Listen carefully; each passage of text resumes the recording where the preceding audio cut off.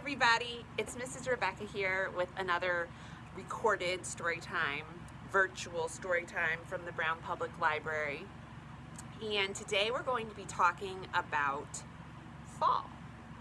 And we'll be reading a book about a little fox named Fletcher who's really worried about his friend the tree losing.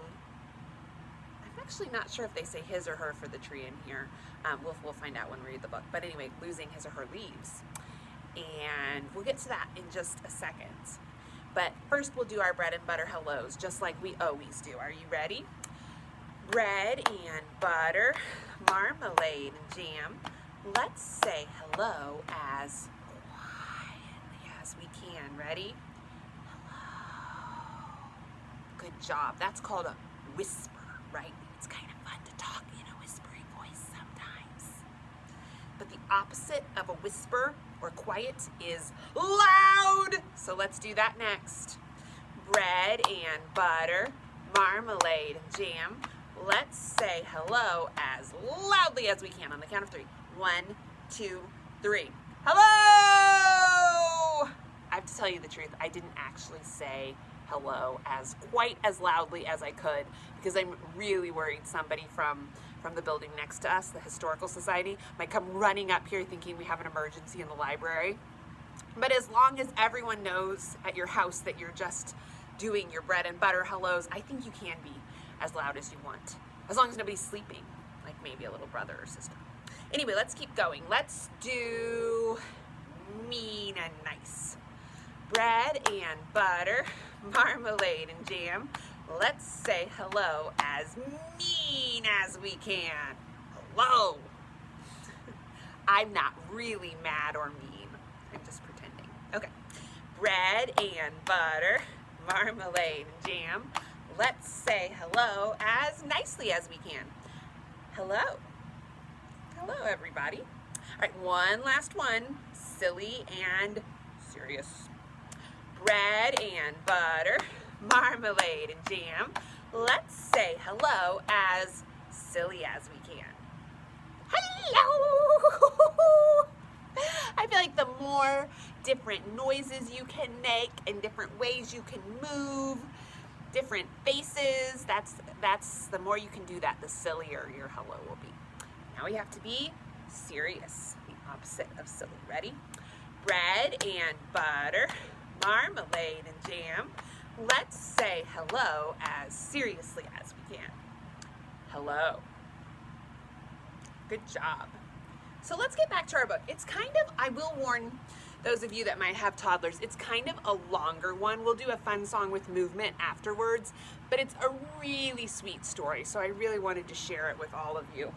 And it's called Fletcher and the Falling Leaves, and it's by Julia Rawlinson. Might scoot forward just a little bit. I think I can fit. There we go. So I think that's Fletcher's friend, the tree. The world was changing. Just like outside, right? We have so many different colors in our trees, in our world right now. The world was changing. Each morning, when Fletcher bounded out of the den, everything seemed just a little bit different.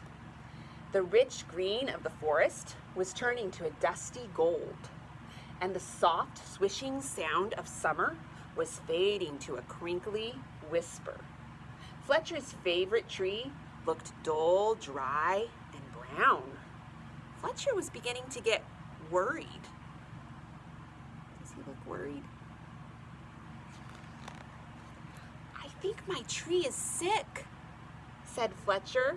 What's wrong with it? His mother asked. Its leaves are turning brown, said Fletcher. Don't worry, it's only autumn, his mother said. Fletcher ran back to his tree and patted the rough bark. Don't worry, it's only autumn, he said. You'll be feeling better soon. And there he is comforting his tree, a sweet little fox. But the tree didn't get better. Each day, more leaves turned brown. One morning, the wind blew a small brown leaf off of a branch. Fletcher jumped up and caught it. very gently with his paw. There he is, catching it. "Don't worry, tree. I've got your leaf. I'll fix you." Fletcher looked around, picked a piece of grass, and carefully tied the leaf to the branch. There he is, tying it. Just then, another gust of wind ruffled Fletcher's fur. The little leaf shook itself free and fluttered back to the ground. Fletcher picked it up again and thought very hard. Then he poked the leaf onto a twig and pushed it down firmly. "Now you hold on tight," said Fletcher. "No more flying around." The little leaf gave a tiny rustle in reply. The next day, a strong wind was blowing through the forest. Fletcher rushed out of the den and ran all the way to his tree. Lots of branches were bare, and little lost leaves spun everywhere. "Don't worry, tree. I'll catch them for you. I promise." Round and round and round whirled Fletcher after the swirling leaves. Now, Fletcher isn't having fun with the swirling leaves because he's really worried about catching them and giving them back to his tree. But in reality, it can be pretty fun to catch fall leaves, just as an aside, right? But Fletcher, let's see what he's doing. "Leaves, wonderful, just what I need for my nest," said a squirrel. "But these belong to the tree," said Fletcher. "Don't take them away." "The tree doesn't need them anymore," said the squirrel, bounding off. "Help, help! The wind and the squirrel are stealing our leaves," Fletcher cried. "Leaves, terrific, just what I need to keep warm," said a porcupine, rolling around. "But these belong to the tree," said Fletcher, plucking leaves from the porcupine's needles. "Not anymore," snuffled the porcupine, and away he rolled. "Help, help! The wind, the squirrel, and the porcupine are stealing our leaves," cried Fletcher. Now, I have another aside, and this is a big word. It's ecology, and that's the way different parts of the environment, different creatures and animals and plants and work together. And so Fletcher doesn't know this, but it's really cool that the squirrels and the porcupines use the tree's leaves because they're all part of a natural system, and it's really quite beautiful. But Fletcher doesn't know that yet. He's really worried. Suddenly, a flock of friendly birds swooped down from the tree. They picked up the leaves in their beaks and poked them onto the tree's branches. Soon the tree was leafy again, and Fletcher flopped down and smiled. Wow, that's a beautiful picture. I don't know if that would ever happen in real life, but those are some beautiful blue birds. "Thank you, birds, thank you," he gasped as the birds fluttered away. He lay looking up through the leaves at the sky and drifted off to sleep. But the wind continued to blow, and the branches still danced. The leaves shivered and shook themselves and began to wriggle free. They tossed and turned and twitched and twirled and tumbled to the ground. They brushed Fletcher's ears and nose and filled his dreams with a whispering sound. There he is sleeping. When Fletcher finally woke up, he couldn't believe his eyes. Instead of a roof of dancing leaves, all he could see were bare branches against the sky. "Oh, tree, I am so sorry," said Fletcher. "All your leaves are gone."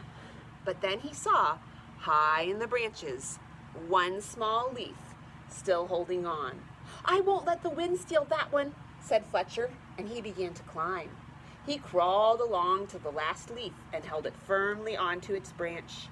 All day long the wind blew, the branch bounced, and Fletcher held tight. "I'll stay with you, leaf," he said. "Don't worry." Poor Fletcher. That seems like really hard work to hold on to a leaf all day. But then, with a sudden whoosh of wind, the branch bounced high. With a plip, the leaf let go and fluttered like a little flag clutched in Fletcher's paws. Fletcher looked sadly at the leaf he had promised to save. He carried it carefully down the tree and back to the den. He made a cozy little bed for it and gently tucked it in. But all night long he could only think of his tree all on its own. At dawn, Fletcher tiptoed outside. The wind had finally stopped blowing and the air was cold. The moon still hung in the clear sky and pale stars glimmered. As he came to his favorite tree, Fletcher saw a magical sight. Oh my, look at this picture. The tree was hung with 1,000 icicles, shining silver in the early light. "You are more beautiful than ever," whispered Fletcher. "But are you all right?" A tiny breeze shivered the branches, making a sound like laughter, and in the light of the rising sun, the sparkling branches nodded. Fletcher gave his tree a hug. Then he went back to the den for a nice, warm breakfast. And that's the end. He kind of learned, I think he learned that every year in the spring, trees grow nice green leaves. Sometimes they start as flowers and then they're leaves. And then in the fall, they turn red and orange and yellow, just like right now outside here in Vermont. And then when they're all gone, snow covers the trees. And sometimes you do wake up and see beautiful icicles on trees. But in the spring, when the trees wake back up, there's flowers and leaves again. And that happens over and over again every year. So we have a song to sing. And Arthur, remember my friend Arthur? I guess I'll have to read an Arthur book. Yeah, that would be a good idea. Next week, maybe we'll read an Arthur book. They can be a little long too. We'll see. Our song today is to the tune of London Bridge is Falling Down. Do you guys know that one? You know, London Bridge is falling down, falling down, falling down. Only we're going to sing about autumn leaves. So the first part of the song, and you guys can stand up. Arthur's going to be my standing up. So whenever we say all around town, you can turn around at the end of each verse.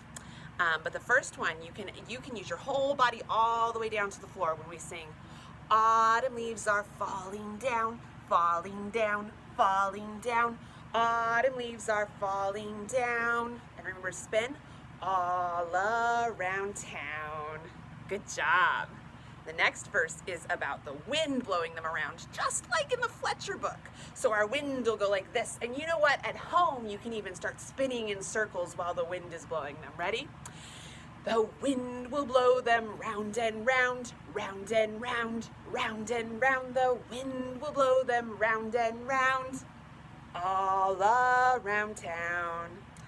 Next, we're going to rake them up. So you can pretend that you're holding on to a rake, just like your grown-ups might do. You might even have your own rake. Some children do.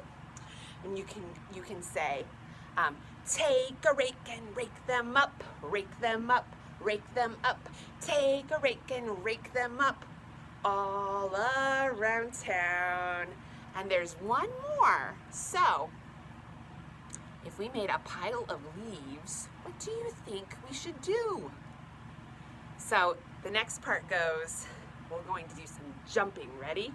So it goes, build a pile, jump right in, jump right in, jump right in, build a pile, jump right in, all around town. Good job, everybody. Clap, clap, clap, clap, clap, clap, clap. So I hope that you get to go outside this beautiful weekend and see some beautiful fall leaves falling in the sky, just like in our book and our song. And I'll see you next week, which, by the way, I think we've pretty much switched to Saturday for these story times. That's just when it works to get it posted. That's kind of grown-up information. But let's have our goodbye song. Ready? It's time to say goodbye to our friends. It's time to say goodbye to our friends. Story time is done today, so come again another day. It's time to say goodbye to our friends. Bye, everybody. Happy fall.